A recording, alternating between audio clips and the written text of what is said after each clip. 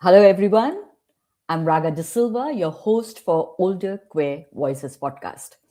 Today, I'm thrilled to be speaking with Lisa Power, one of the most influential LGBTQ plus activists in the UK.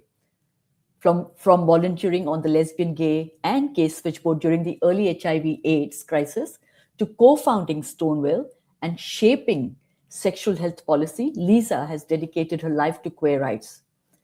She's also worked tirelessly to preserve LGBTQ plus history, including projects like Queer Tours and her work with Queer Britain Museum. Lisa, thank you so much for joining us today. Welcome. And I have to first start with saying you're looking absolutely gorgeous. I love your look. Thank you. Occasionally I get these kind of twinges at the back of my head that says, you're too old to do this. And then I go, right, sod it. That means I have to do it. I love this. I love the beginning because never too old. For my 70th birthday, I'm not going to grow old gracefully. So should we say aging disgracefully? Yes. I love it. This is what Older Queer Voices is all about, reclaiming ourselves, and not being defined by what other people or society calls us. Absolutely. I was reading this morning some expensive new study from a university has said that older people use humor to cope with old age. And I thought, well, of course we bloody do.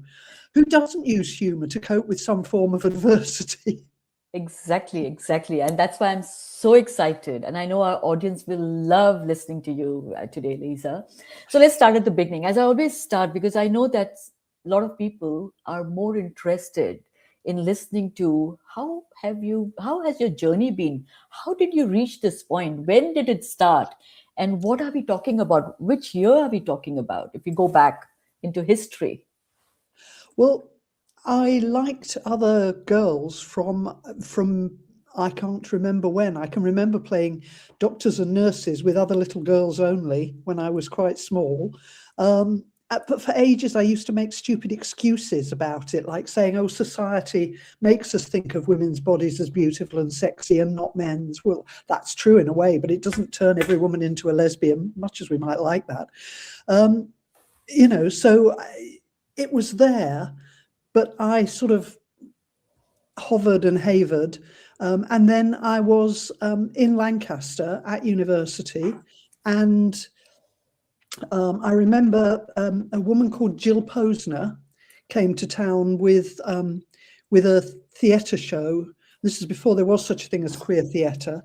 But she said to me, pull yourself together, you're a lesbian, which was fair enough. But I didn't quite do that. But I went along to a meeting of the local gay group, and they said there was going to be a demonstration.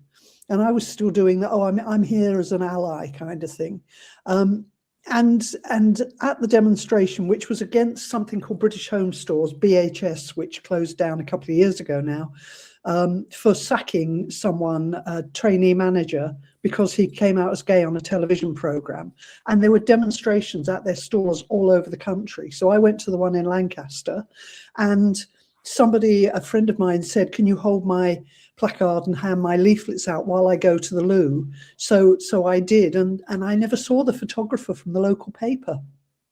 So the next thing I know, I mean, I used to be forbidden to tell this story on Switchboard because it's most people's nightmare about the first gay thing they do, everybody knows, but actually it's really helpful. The whole town knew I was gay on the spot. Small northern English town, made my life much easier, really. It was just, there it was. I didn't have to say anything much to anybody. And how was the reaction? There wasn't one, mostly. I mean, people don't mostly say things. I got more beaten up in that town for being a punk than I ever did for being lesbian. Oh, that's so you. I just want to understand which year we're talking about, first of all. We're talking about the mid-1970s here. Okay, 1970s. 75, probably. Wow, that's a long time ago. Because you used the language which is used now. You said ally. At that time, we probably didn't use that word then. Usually, I mean, once I start talking about history, I find myself using the terms we used then. So I'll say gay when I mean queer or LGBTQ plus. And then when we get to the 1980s, 90s, I start saying lesbian and gay, and so on. Interesting. It's natural after you've had a lifetime of it. Exactly. Because last evening I was talking to someone else from the Gold Coast and similar age to you, and they were talking about how she's very comfortable with the word poofs and dyke. That's what they used there when she was growing up. Yeah. And never heard the word queer until like 15, 20 years ago. Interesting, right? Different countries, what language we were using. Well, it's not just countries, it's also generations. I mean, whenever somebody of my generation objects to me using the word queer, I point out that for someone 30 years younger than me, the most offensive word is actually gay. Because, you know, that became a nasty thing to say in the playground. Or, Wow. you know, there are other women who don't like lesbian or don't like dyke or whatever. I mean, I don't care, really. You can call me what you like, as long as you don't pick on me for it. I went to India a couple of years ago looking for a lesbian because I was trying to launch something in India and I couldn't find lesbians. And then I kind of met a few women, and I said, "Where are my lesbians?" And they said, "We don't call ourselves lesbians anymore. We call ourselves sapphic." So same thing, but different, words used. And interesting how history seems to have shaped different language over the years. And I just wanted to point that out. And what about representation? You said when you came out, what was there representation mid-70s? Would you even know? Like, I'm always reminded of another older lesbian who was a bit iconic to me in the last couple of decades. Kath Gillespie Sells, who's now dead, but was an amazing fighter for both queer and for disabled rights as well. And I once interviewed her, and I said, "Who were your icons when you were growing up?" And she just looked at me as if I was mad, and she said, "Come on, you're the same generation as me. We didn't have any icons." And then she said something really kind of scarily profound, which was, "We were our own bloody icons." And that's kind of true. I mean, we had stupid historic stories which weren't actually very historical because we just claimed famous people in a rather vague way, which is quite common to movements that are starting to look for stories and icons and stuff like that. I mean, I hate all the stuff about icons, and I find it kind of weird when people say things like, "We stand on the shoulders of giants," and I just think, get off my shoulders. I've already shrunk 2 inches with old age. I don't need any help. But I have to admit that it's much easier to be something if you can see it. And when I came out, the only 2 images for lesbians that I knew of were either Radcliffe Hall, who'd written the most miserable novel in the English language. I swear that book has caused more women to try not to be lesbians than to actually come out. Or there was a film called The Killing of Sister George, and there was an actress called Beryl Reid playing a drunken actress in a BBC soap opera who drunkenly assaulted some nuns in a taxi. And honestly, that looked like a better option. So, you know, we were making it up as we went along pretty much. And we had before us, I mean, the Gay Liberation Front and the homophile movements of the 50s and 60s. But you only got to know about those once you started to get into gay society, because these were not covered in anything mainstream. I mean, the level of erasure of gay or queer life as we go along, it goes in cycles. You know, sometimes like now there's a lot about it, and if we're not careful, all this disappears. I mean, that's why I'm so keen on heritage stuff now.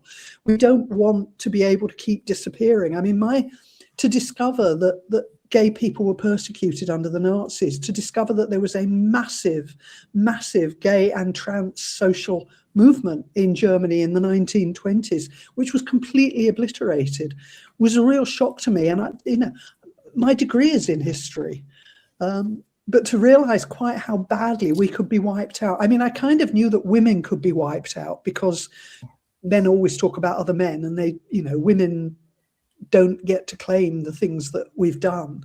There's so many things where we find that there was actually a woman behind a discovery or a first of something, but it's a guy who got there a little bit later that gets named. And it hadn't really, and it should have occurred to me, and it hadn't, that has happened to us as queer people over generations and generations.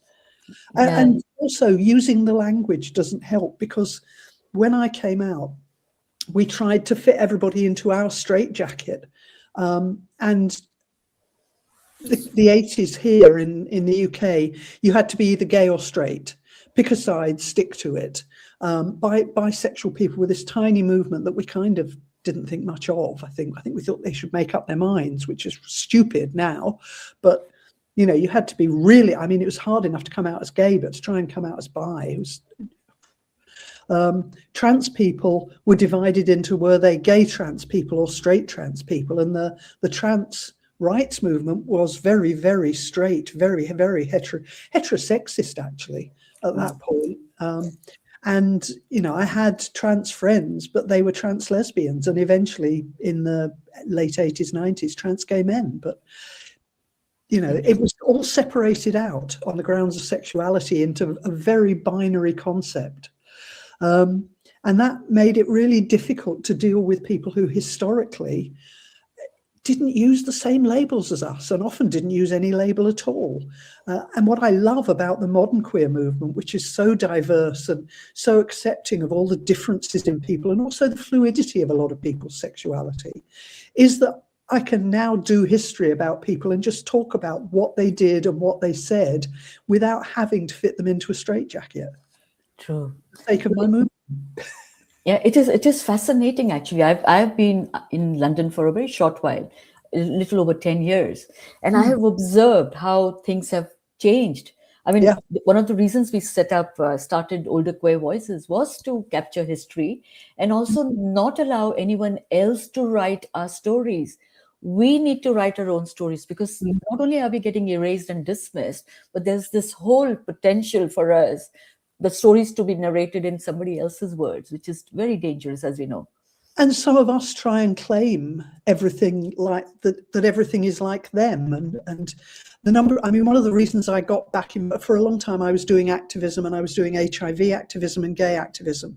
And the reason I got back into doing history was that I became so angry with people who were distorting even their own history to fit their current politics or beliefs. And, you know, that's why I did the oral history of the Gay Liberation Front, No Bath But Plenty of Bubbles, which, quick advert, you can only buy on Kindle, $1.90. Oh, Nicola. Have you still got my voice? Oh, there I am. It's okay. It's okay. Anyway, I did that because there were people who'd been in the Gay Liberation Front who were trying to remake it in the image of their little corner of the Gay Liberation Front, and not the amazing diversity and breadth of the reality of it. And I find that is also happening. You know, people of my generation who are saying there were no trans people in the lesbian and gay movement. Bollocks, if you'll excuse my language. I mean, the very first manifesto from the American Gay Liberation Front, which, by the way, was written at a civil rights Black Power conference in the US, actually talks about trans rights within the first gay manifesto that they produced.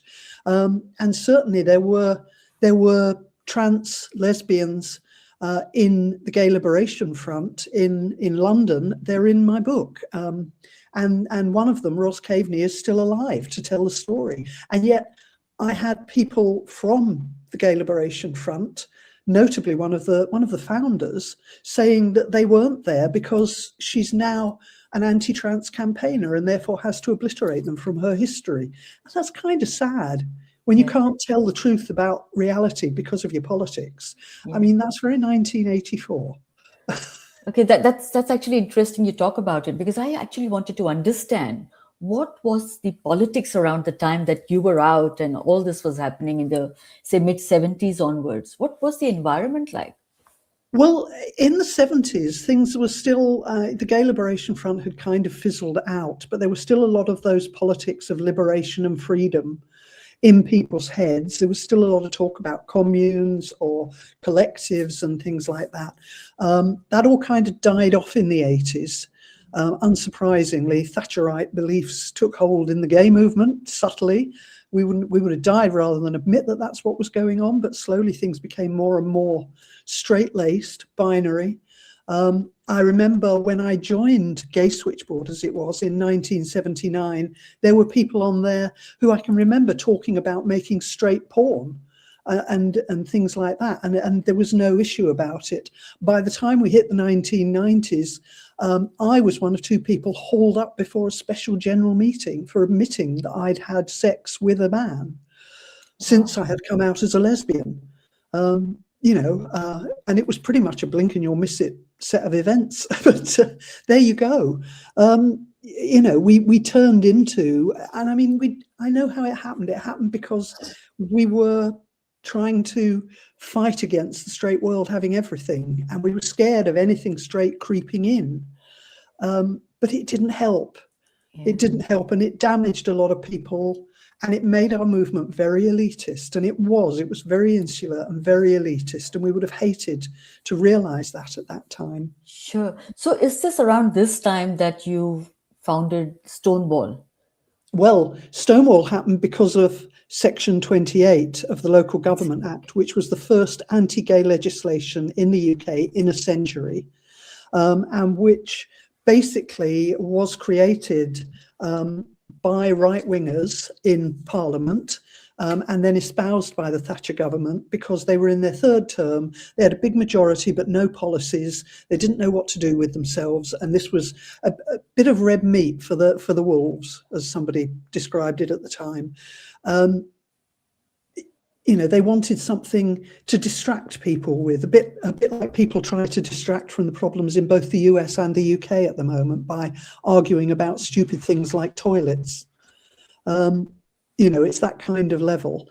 And so Section 28 had been a ridiculous law, and it was born of a moral panic around lesbians and gay men, just as the Supreme Court decision here was born of a moral panic about trans people. Now, there are a huge number of parallels between the 80s and now, between what was going on for lesbians and gay men then and what is going on for trans people now, in terms of huge amounts of misinformation, absolute hate from the mainstream printed press, and to some extent the visual media, the television.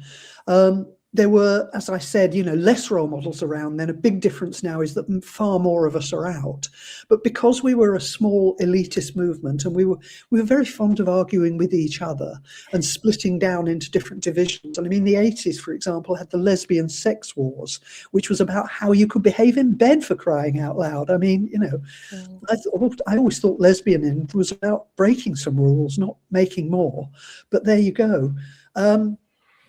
So, you know, we were this small insular movement, and we wouldn't talk to people like the Tories, who had a vast majority in Parliament. And then we were surprised when we lost this legislation hands down. So a small group of us who'd been involved in the fight against Section 28 came together. And I have to say, Stonewall was actually founded, or the spark of Stonewall was founded by a small group of gay men who had a rather boozy lunch at Ian McKellen's house. And then after the boozy lunch, not like gay men in a previous generation would have stood around the piano and sung show tunes, they stood around a typewriter and typed up a manifesto. And it was a manifesto that was actually very similar to the one that the Greater London Council had produced a few years before. It was very similar to the aims of a national constitutional conference that we'd had a couple of years before, but they had gained no traction at all in the wider world. Stonewall was this group of gay men, and luckily a couple of them said, "Oh, we need some lesbians, got to have some lesbians." And they invited in a few lesbians, and the idea became very clear in Stonewall that it was, because we were still in a very binary age, it was 10 gay men and 10 lesbians. And we actually started out, because we had a couple of dropouts, with 8 gay men and 6 lesbians. I got asked in because they invited my girlfriend at the time, Jenny Wilson, in, who'd been the chair of short-lived and not in the least lamented organisation called OLGA, the Organisation for Lesbian and Gay Action, which collapsed in ignominy shortly thereafter. And they invited her in because she'd done a lot of stuff against Section 28. And they said to her, do you know any other sensible lesbians? By which they actually meant lesbians who've got good ideas but won't shout at us and be difficult. Because, bless them, they weren't mostly terribly used to working with lesbians, and we could be a stroppy bunch. Of course. And she lied through her teeth and said, well, my girlfriend is around, and she's the Secretary General of the International Lesbian and Gay Association, which I'd just been voted on in my first ever meeting that I went to of ILGA. And they voted me in because they needed a co-secretary general who was prepared to work with men, which a lot of the lesbians weren't keen on. And they wanted to show the government in the UK defiance against Section 28. So they just said, do you want to do it? A couple of people vouched that I wasn't completely mad. So I sounded much posher than I was. And that's how I got into Stonewall. I think it took them a little while to realise that I was probably the most radical person in the group.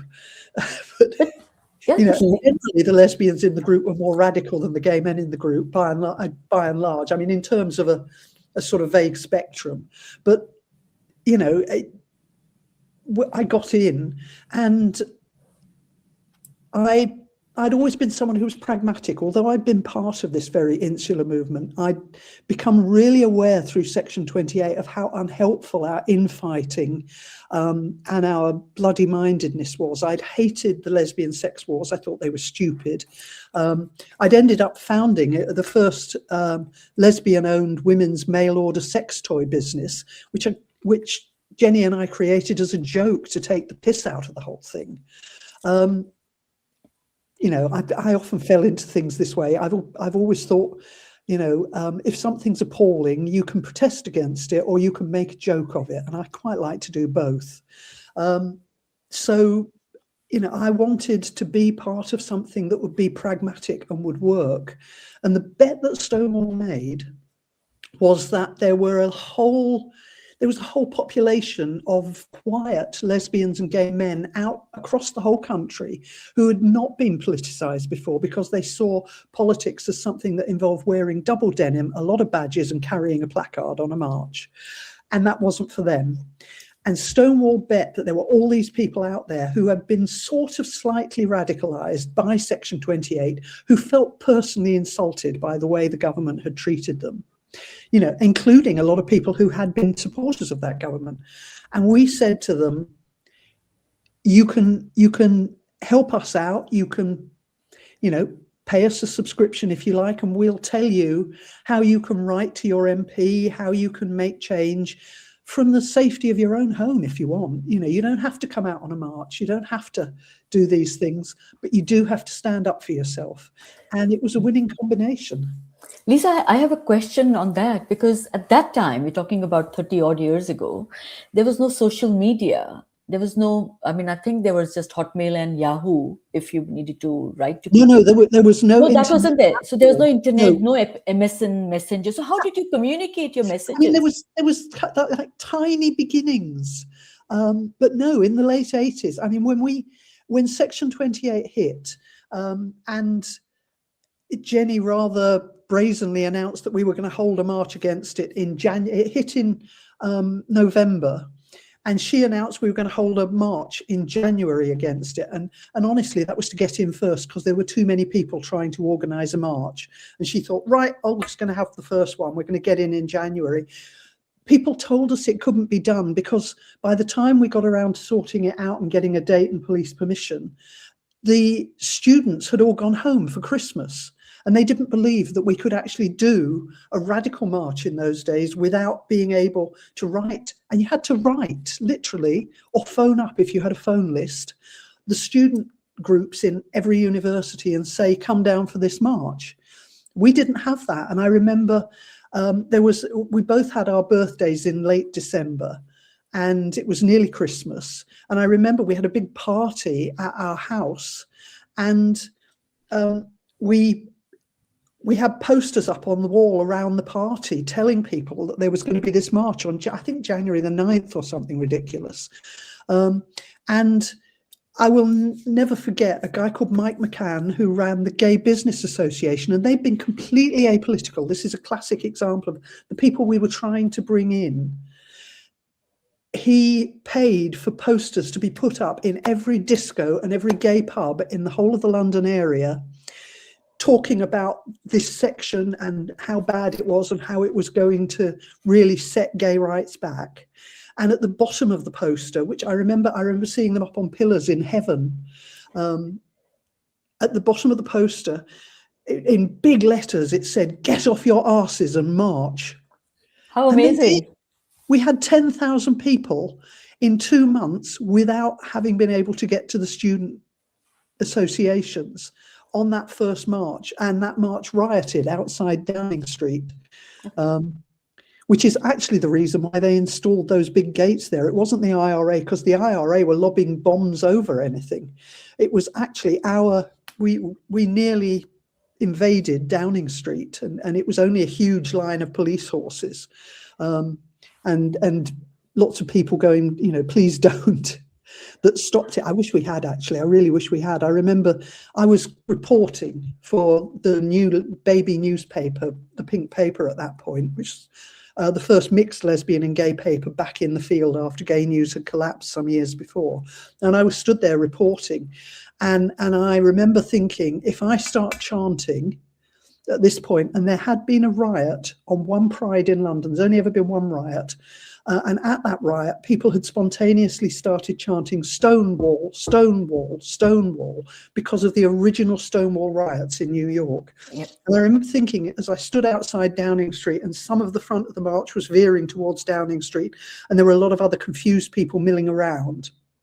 And I remember thinking, if I start chanting "Stonewall, Stonewall, Stonewall," people will take up the chant and there will be a proper riot. And then I remembered that my girlfriend was in the lead police van and that they'd told her she would be arrested if there was a riot. And I didn't do it. And, I should have. I really should have. She probably wouldn't have been very glad to suffer for the revolution, but she'd have had to put up with it. But it's so fascinating, this history. We've never spoken with anyone who has so much of history to share, Lisa. You were very young at that time when you were protesting, doing all these things. I wasn't that young. I was born in 1954. So we're talking about, I was over 30 by then. Yeah, but still quite young. And, all of us were in the movement then. You didn't have older people in the movement. I mean, to the luxury that we have now of older generations talking with younger generations and being able to, the very few activists who were still around from the 1950s were absolutely horrified by the Gay Liberation Front and the modern gay movement that existed then. And they thought we were terrible troublemakers. We rocked the boats horribly. Their idea had been to get equality so that we could mix into mainstream society. The idea that we were prepared to stick out like a sore thumb or be the awkward squad was, no, that's everything they were trying to stop. And yes, it did create a backlash, but it always does create a backlash. If you're stupid enough to ask for your rights, and Just Equality will do it, because they won't characterize it as equality. They'll say you're demanding the world. Yeah. That's all you have to do to get bashed back down again. So did you ever feel unsafe in this environment for yourself and for your friends and for others? It wasn't terribly safe.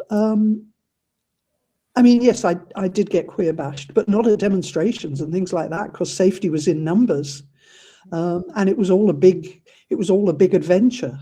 The problem actually came for the less politicized people who didn't hang in gangs, who were able to be picked off through blackmail, through queer bashing, through being caught cottaging, gay men picking up others in toilets. They had a much harder time of it than we did, actually, when it came down to it. Wow. So you worked through with the Terence Higgins Trust as well. I joined them in the mid-1990s. I'd actually been involved. I was one of the first AIDS bureaucrats when local authorities were starting to hire HIV officers because they'd realized, that this was going to be a problem, and if we didn't do something about it, a really bad epidemic. And in the late 80s, they were kind of, getting into that. And I went to work for Hackney as an HIV policy officer in the most chaotic situation. I mean, for a start, my team was in environmental health rather than social care, which tells you quite a lot about how they thought about HIV at the time. It was like, oh my God, how do we stop this disease from being passed on? We were still working out what the hell was going on with it. You have to remember, things moved really fast across the 80s and the 90s in terms of knowing more and more about this, what was originally gay-related immune deficiency, GRID, then became AIDS, and then became HIV. Doing that work was really weird, and really making it up as we went along again. But I mean, we've been making it up as we went along in the gay movement for a while. So, and actually, we got involved in all that stuff. The fact that I'd been on Switchboard answering those phone calls made me a really hot property when those early jobs came along, because all local authorities wanted an AIDS policy officer, and they were all absolutely terrified of hiring gay men, which was ridiculous and stupid. And I quite enjoyed and benefited from the fact that somehow they thought a lesbian would be less trouble. Boy, were they wrong. And I wasn't the only one by any means. Lesbians who knew about HIV were we were a saleable commodity at that point. So I worked for local authorities for a bit, and for the Local Authority Association, and then I worked for the entire HIV voluntary sector in London, which was 50 organisations at that point. I mean, it kind of felt like every time somebody's partner or child died, they started another bloody charity, which wasn't terribly helpful. So I got employed by the lot of them to kind of do stuff, mainly for the smaller ones, to be honest. And then in the mid-90s, I could see that treatments were coming along, and I wanted to move into one of the bigger I knew that not all these organizations were going to survive. It was very clear to me. So I needed to find somewhere to carry on the fight. And when it became clear that treatments were really advancing very fast, I knew that I needed to go somewhere that took treatment seriously. And that meant Terence Higgins Trust, because most of the medium to large, they were still small in charitable terms, but the medium to large HIV organizations were all geared around helping people die well. They couldn't conceive of helping people live. They were there to help people die well. And we had big fights where, after I had joined THT and the treatments were coming in, and we started to understand that people were going to live, we had a lot of trouble with some of our long-term volunteers who, literally, I had people say to me, yes, I know that things are changing, but I like doing things this way and I want to carry on doing this. And they were really shocked when Terence Higgins Trust said to them, well, that's fine if you want to carry on doing that, but not here, thank you very much. We are changing, and we are going to be what people with HIV, many of whom are now living, need. Yeah. Wow. And THT, it took me 3 goes to get into THT because I was the only shortlistable person for the particular job that I was after. But the 3rd time around, they just sort of threw their hands up in the air and interviewed me and gave it to me anyway. And I had told Nick Partridge, who was running it even then, he was one of the 2 first workers for it, and he'd become the chief exec by then. I told him I was going to go and work for him, and he sort of came, really?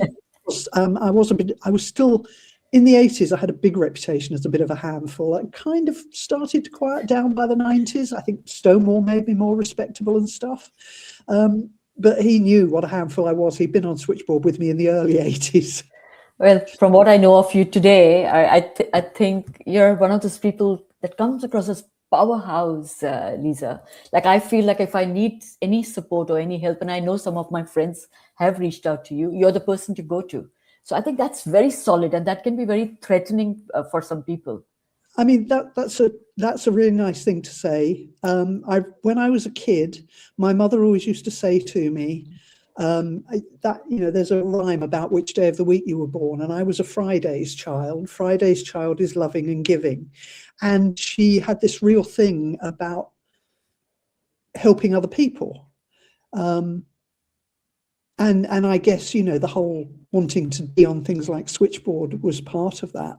But having been on Switchboard for a long time, it mean that I was the person least likely to panic in difficult situations, because I just treated it like another switchboard call. And I know I did have a reputation of, you know, if something insane or bizarre is happening, talk to Lisa.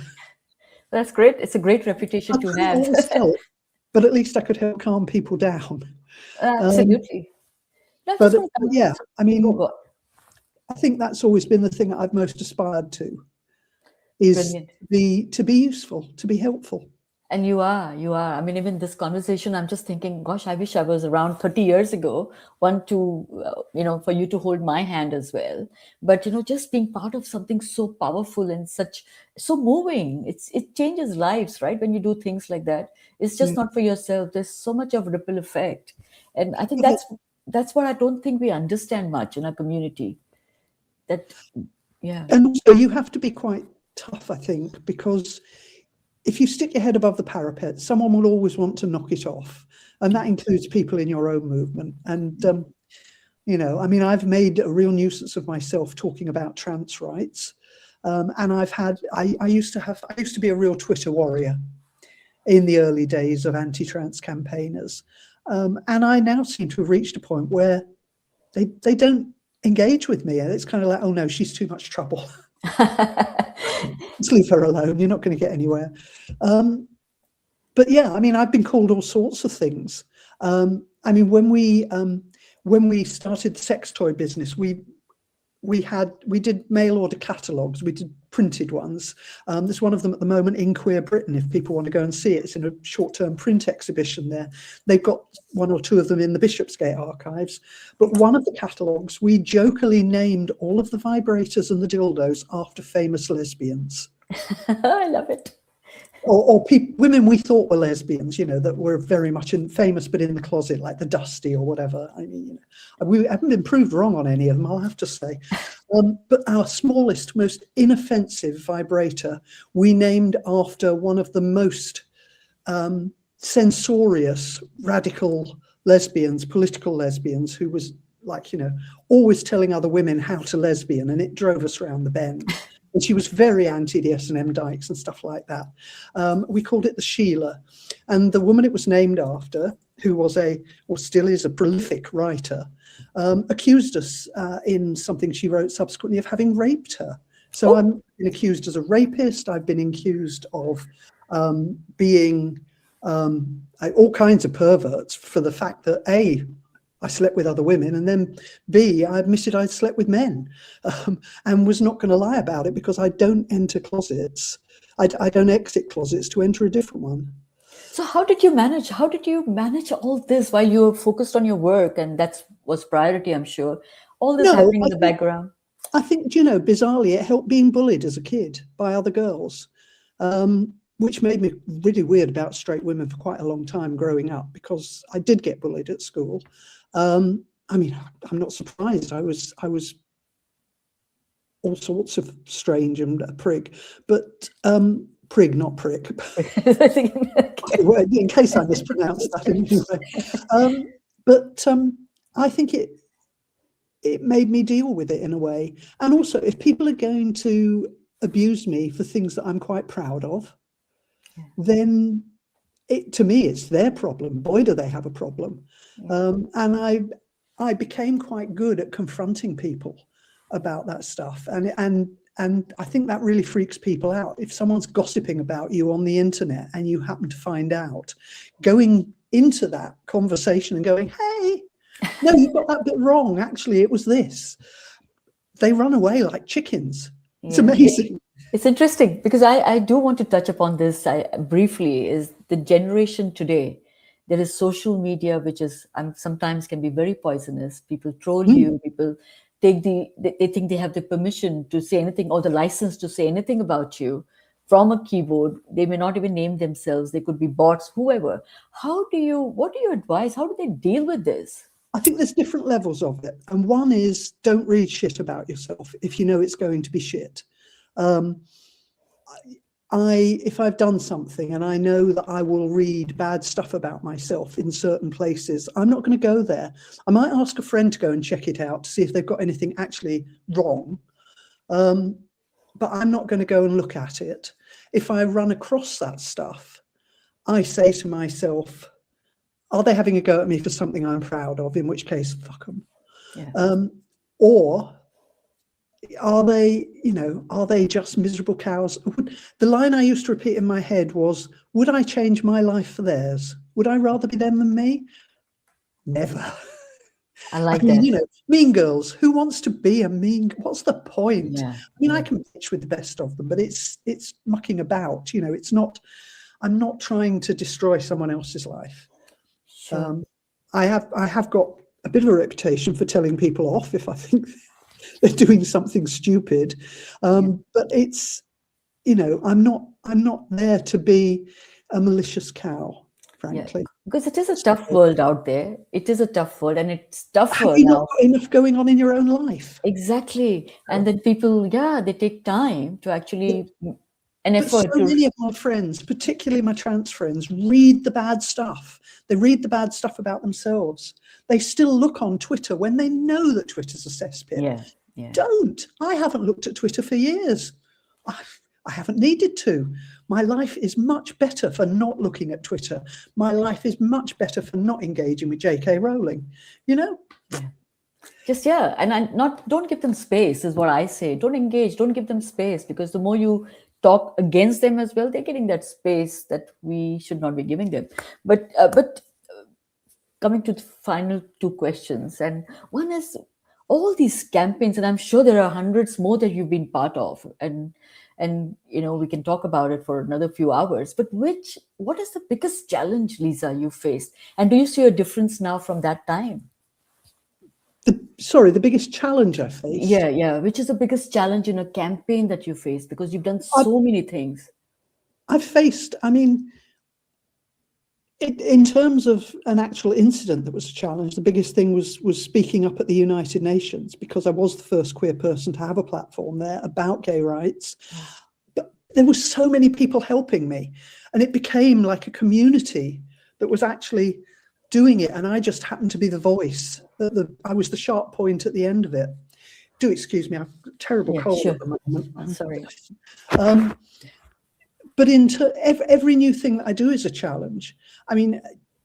There wasn't a Welsh-based HIV charity that was, and there were no information leaflets generally, and there was no testing campaigns going on here and things. So I found some other people, and we got together and we created Fast Track Cymru, which is the only Wales-based HIV charity. Queer Britain, we needed a museum. Joe Galliano had the idea. He brought Ian Mertens into it, and Joe then went off and had a cup of coffee with me one day, and said, "What do you think of this idea?" And yes. I've been very, very lucky in my life. People have invited me into things. I've done a lot of things by accident, like becoming Secretary General of ILGA. I did not go to that meeting thinking I was going to do anything but take some notes and report home. I went to the UN with my co-secretary general, who was a man, thinking he was going to get up and speak. I didn't think it was going to be me. I've had lots and lots of happy accidents, some of them quite scary, all the way along. Everything I've done has been with other people. And I think you need to acknowledge that. We have a tendency to make individual people into stories and icons and pinpoints and stuff like that. No. Always there are loads of other people with that person. Even if it looks like they're doing something alone, other people have been involved in getting them to there. Lots of other people have had ideas. Lots of other people have tried things that haven't quite worked. And in my case, I think pretty well everything I've ever done has been with other people. It's just that I don't stop doing it. I keep doing it. I'm terribly persistent, and I'm a bugger for starting things. I love it. just some piece of advice for our younger queers and our older queers as well. Well, my first piece of advice for younger people is don't listen to anything anyone older than you says without reevaluating it, because we don't always talk sense any more than anybody else. We've just got a bit longer memory, but we're perfectly capable of moving our memories to suit our current beliefs. So take us with a pinch of salt, but do listen to the past, learn your history. And my advice to other older queers is, for God's sake, try and stay flexible. Stop turning into the people that you hated when you were younger. There are so many people of my generation who've ossified and who say things like, oh, it was so much better in the 80s. Was it hell? I remember gay men saying, oh, it was so much better before we were decriminalized. In fact, before they said we were legalized in those days. And we would just look at them in absolute horror. And I look at some of my contemporaries now, and I just think, dear God, you've turned into your bloody grandparents. Go and raise dogs in Eastbourne or something, and do not keep commenting on politics that you don't even participate in anymore. And you've forgotten what you knew as a young person. And so many people I knew when I was young who told me what to do, told me how to behave. They've all fallen back. They were all more radical than me, and telling me off for this, that, or the other. They're all terribly respectable, upper middle class, suburbanites now. Yeah. I mean, they're welcome to be that, but I just think it's funny because I kind of feel like I've stood still and they've all eddied past me. Yeah, interesting though. Interesting how things have changed but haven't changed, right? I just want to ask you about the word older queer. What does it mean to you? Because every time I ask someone, it's just such a different kind of conversation. Each one has a very different view on it. I think older can either be an arbitrary cutoff point or it can be a state of mind. And even then it's two states of mind. One is the state of mind that says, I'm old, so I need to sit back and not do anything. And, where's my pipe and slippers? And the other is, I'm old. I can do anything I like now because I can be old and eccentric, which is much my favorite position. I remember when I did a lot of stuff around HIV and aging once we realized that people were going to live to older age with HIV because of the treatments. And I remember we called the piece of social research that we did 50 plus, and it was, people were really glad we were doing it. But I remember some of the people that I asked to take part in it were much more upset about the idea that they might admit they were over 50 than being public about their HIV status, which, given the level of stigma about HIV, is very interesting. And I still have friends with HIV who get much more upset about the idea of being thought old. Get over it. It gives you privileges. It also gives you free bus travel. We have to remember that. But I personally want to reclaim the word older. This whole thing about ageism. I think you're a very good example, Lisa, of how you can have a biological age and you can have a numerical age, but you can still be whoever you want to be. If you want to stay young, you stay young. Nobody has the right to choose for you. I also think there's another thing, which is that older people become invisible, and that is absolutely true. Younger people do invisibilize older people, but all that says to me is, on the one hand, maybe I need to shout louder sometimes, so I will. And on the other hand, it enables me to be quite sneaky and get around without being given a hard time. Yeah, I think it's a brilliant benefit to have. And I mean, if a policeman wants to help me across the road instead of arrest me, although, of course, these days with environmental protests, it's the 80-year-olds they're picking on first. Yeah. I need to sit down and a cup of tea in the police station. Yeah, hopefully dunk some biscuits as well. But Lisa, it's any last final words that you want to share with our audience before we close this? Anything that we haven't touched upon, which I know we've not touched upon many things, but anything that you want to share? I want to say thank you to you, Raga, and to everyone who is doing stuff to preserve our history, to increase the dialogue that goes on in our community, to refuse to be erased out of history, and to stand up against the people who who are negative, both inside our own movement and in the wider world. We're in a horrible time. There are many bad things happening. We have to deal with it as best we can. And like that stupid piece of research that I quoted at the beginning, you have to get through it with a sense of humour. So don't forget to take the piss out of things sometimes, because it always deserves it. Nothing should be allowed to be entirely solemn. Fantastic. A great way for us to end this very, very interesting and fascinating conversation, Lisa. So thank you so much for sharing your stories, your insights, and your incredible experiences with us. For me, your life reminds us that activism is a lifelong journey. You're not going to stop. I don't see you stopping at all, and I hope you never do. It is. But also, activism can be a lot of different things. You don't have to be a loudmouthed, interferer like me to be an activist. Just give some money to your favorite cause to let other people be the loudmouthed interferers. Just, write a letter to your MP, whatever. You're all activists. Yeah. And change. Absolutely. Every bit counts. That's the reality and that's the truth. And for everyone listening, let Lisa's journey remind us that our histories matter, our voices matter, and the work of building inclusive, resilient queer communities is ongoing. Thank you, Lisa. Thank you so much. And I don't know, I have a feeling we'll have to bring you back again because there's so much more we want to connect on and speak about. I never stop talking. I love it. Please keep talking. And thank you to the audience for joining us, for listening on YouTube channel, and for those who will be listening to this on Spotify and Apple. And to the audiences, if you want to share feedback, you want to share this podcast, you want to comment, you want to nominate yourself or anyone else, please write to us at theviewsroom@gmail.com.